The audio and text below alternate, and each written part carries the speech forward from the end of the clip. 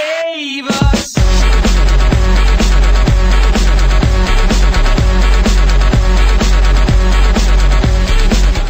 Hey guys, it's Bam here, and this will be my 2D motion track tutorial for After Effects.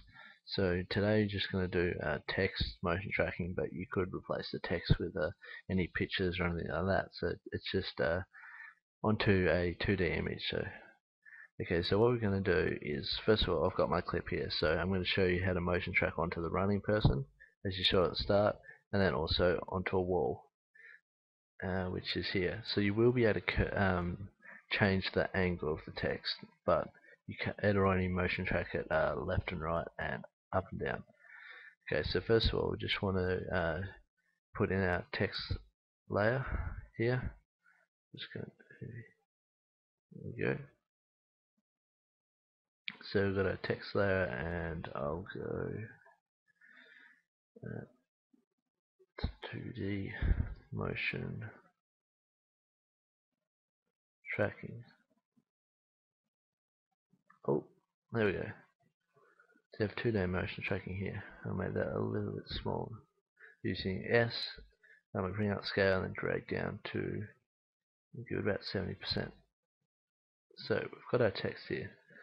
What we want to do is basically make it follow this guy here. First thing we want to do is on your clip, if you're going to use a Twixtor, then you have to make sure you click on your twisted clip, go layer and select pre-compose, and then move all attributes into the new composition. But because I've already done that, it's okay. Then what we do is go workspace, editing, and then change that to motion tracking. Now we have this track motion thing. And then layer, make sure we select the composition, layer, new, null object. And that should be on the top, and your clip should be on the bottom. So now what you do is select your clip, then select track motion, and then you'll get this new little box up. What I want to do is put that on somewhere where I want to track it next to. So I think I might put it down near his leg. You can adjust this box if you want a little bit. So I might put it here. So make sure you got that on the bottom track, and then where it says motion target, you have to edit target and make sure it's your null layer that's on the top. And then what you do is go to the very start of the timeline like I am here, place your box, and then press the play next to analyze forward. I might put it a little bit higher up on his leg, up here. We'll try it again and I'll speed it up again.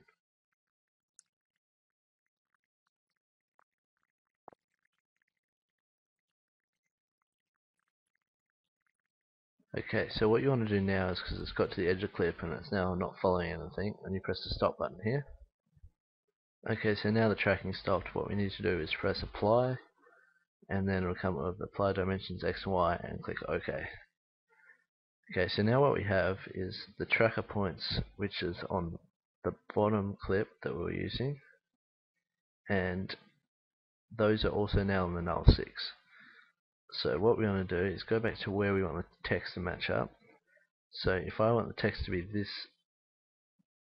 that position next to the person, then I go to that position and then pair it with null 6. You can either use this quick picks thing, or you can go parent and then pick null 6. If you can't see that, then there's some buttons down here that basically will make it appear.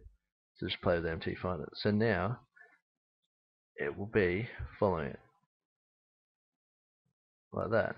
So it's a little bit shaky, but that's just because I didn't really play around with it much. You might have to play around with it a bit, but that was first go. So what happens here, if your clip goes off the screen, so you go back here, what you're going to need to do is then position it, go into your text layer, press P, and then you'll come up with this, press the stopwatch, make a keyframe, and then approximate where the text would disappear, and then basically drag it up. So then we've got, I'll just show you here, we've got this, and then the text follows it out. So you have to approximate, unfortunately, but it looks pretty smooth. As long as it's right at the end, you won't notice it. Okay, so that's our first part done. Then what we want to do is back on here, we want to make another text layer. So and what we can do is change our workspace. Back to, I use mine editing, I made a custom one. Let's change it back to all panels probably. Okay, so now I have this, and I'll type in byte bam, because that's, wait, no, it's tutorial byte bam.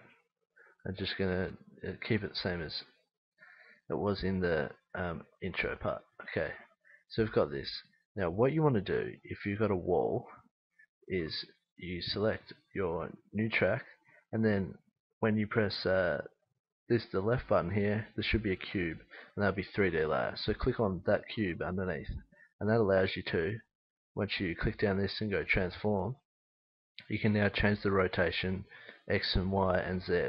So what we want to do is try and match up the wall. So because the wall's going a little bit, so it's into the left, I put it into the left a little bit, and then I rotate the Z axis, which will rotate it up. So what we want to do is just keep matching it, so we try and get that same, like it's useful with the bricks because we can just follow the bricks, then scale it up to however big you want it, and that's pretty close. Just touch it up a little bit, and our Z axis tiny bit.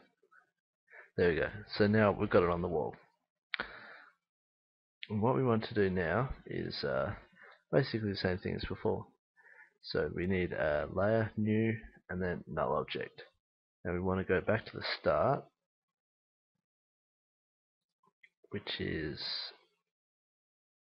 back here, and we'll just place a marker there. So go back down onto your normal clip and select motion tracking, get rid of these parts, and then go track motion, and then you go forward one step. Here we are, and what we want to do is, you could track it on a brick, but on this one I'm going to track it on the pole just because the pole sort of stands out. So I'm just going to try and do this, and I'll speed it up. Okay, so it's finished, and now we press apply, and then apply dimensions X and Y. There we go. So now we'll go back to where we want it at the start of this here, and one more frame, and then what we do is pair tutorial by BAM with null 7, and now we can see it follows it.